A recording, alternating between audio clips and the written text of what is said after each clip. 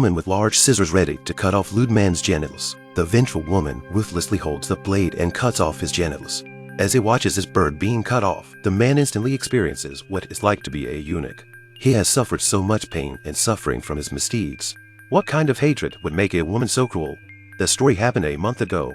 The beautiful Avery came to a cabin in the woods to sketch. It's the middle of nowhere, and she's a keen sportswoman who jogs through the woods every day. Her every move seems to be watched. A couple of scumbags have been drooling over the woman for a while now, and they've been taking pictures of her charming body. This time, Avery will be the target of their aggression. The night was about to get ugly. At Jack's urging, the men began to think about what they wanted to do. Soon enough, a couple of hungry men broke into the house. Avery begged for mercy from the hungry wolves, but the scum of the earth wouldn't let her go. Jack's hobby is looking at women's teeth. Avery had no choice but to open her mouth and beg for mercy. And when that wasn't enough, the men tried to break her incisors. Perverted men torture women in all sorts of ways, shoving a pistol in Avery's mouth to weaken her resistance. Tom took a bottle of white wine and forced her to drink it. Avery couldn't hold back any longer, so she grabbed the bottle and slammed it down on Tom's left leg, then grabbed the pepper spray and served it to John. Then she ran away. While running for her life, she met the town sheriff. Avery describes her bad experience, but the sheriff wasn't the vigilante you think he was. He faked a search, and Avery was framed for drug possession. The sheriff demands a pat down. Avery had no choice but to comply, but then the sheriff does something indecent. Avery realizes it's too late and can't believe that the sheriff is in cahoots with these guys. Avery's life is in danger this time. Despite Avery's struggles, she couldn't escape the assault. John had no shame in recording the scene. Avery was so ravaged and exhausted, she tried to leave the place. Unfortunately, this is where the nightmare begins. Soon after, Avery was tortured in excruciating pain. As she waited for the men to take turns humiliating her, Avery was dying. Strong as she was, she struggled to make her way through the woods on unsupportable legs. The men were laughing at the woman's misery. They don't think that's enough. And when they were ready to kill them all, like a warrior, Avery chose to jump into the deepest river she could find. Perhaps it was the best thing for her. In a few days, she'll find herself in a world of hate, and she'll make them pay. The woman chokes the man until it passes out, then drags him into a dark room for revenge. The first target of revenge is John. The man's hissing like a pig echoed through the forest. By the time his companions arrived, his left leg had already been pierced through. As Tom spit out his scent, Avery came up behind him and knocked him to the ground with a single blow. And then, with a light step, she hit John in the head with a similar blow. And then the beasts were surely punished.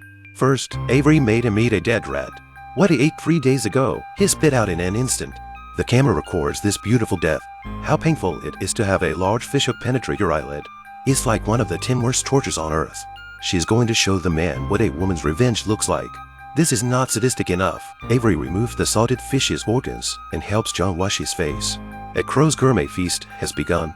The evil man deserves what he gets, and John is devoured in no time at all. Now it was Tom's turn.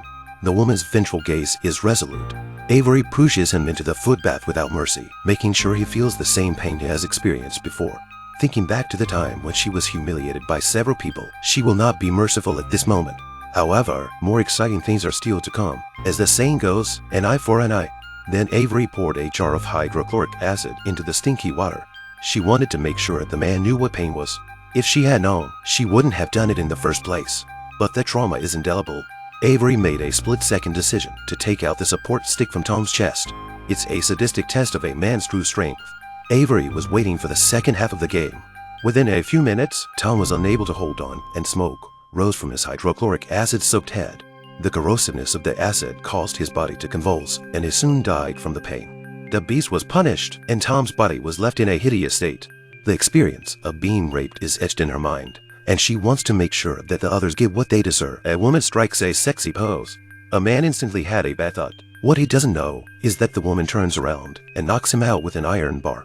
Jack was kidnapped by a woman and his limbs were already tied up. Recalling the humiliation he had suffered, Avery was determined to make the man in front of him pay a terrible price. Avery then decided to use the vice on the man. In an instant, Avery pulled out the man's teeth. The man was dying and still kept on swearing. He must not have realized the seriousness of the matter. He didn't realize that when a woman is ruthless, a man doesn't even have a chance to kneel down. Avery directly showed a big pair of scissors and cut off the man's genitals without hesitation. The castrated man died in agony. Avery's cold eyes reveal a murderous spirit. When a woman is ruthless, a man is no match for her. The next target of her revenge is a police officers. In order to get close to the police officers, Avery sneaked into his home as a teacher and then lured him to show up, and it worked. His daughter was abducted. The police officers was in a state of panic. The police officers was in a panic because he loved his daughter so much. When he was about to leave, Avery knocked him out. The man's next fate must have been worse than death. By the time the officers came to his senses, he realized he couldn't move. The gun behind him was aimed at his anus. When Avery appeared, the officers, believing his daughter to be in a sack, begged for mercy. It's time for revenge. All the hate is returned. Thinking back to the abuse she suffered at the hands of several men, Avery's anger exploded. She wanted to make the men pay for what they did to her. No one's going to punish them. I'll punish them. Avery tied the trigger wire to the beast's hand. When the beast woke up, he moved his right hand and pulled the trigger. In the face of death, the police officers was defeated. Despite his desperate pleas for mercy, Avery would not relent. The beast deserved to be punished. A man should never mess with a woman. 3 minutes had passed, and the beast was waking up to see the officer's life in danger. Just as he's about to help, he pulls the trigger, and the vicious two are dead in an instant. This is the 2010 American thriller I Spit on Your Grave. A woman comes to live in a country house and is assaulted by animals. She manages to escape and find a police officers to help her, only to find out that the police officers is also an animal. After being assaulted by the animals, she is then assaulted by other men in the town and finally jumps into the river to escape. Finally, she jumped into the river and escaped. When she came back to revenge, she killed all the beasts who violated her. This story tells us, don't mess with women. You can never imagine how scary an angry woman can be. I'm a BullDog Movie. If you like this video, please give it a thumbs up, comment and subscribe to my channel. See you next time.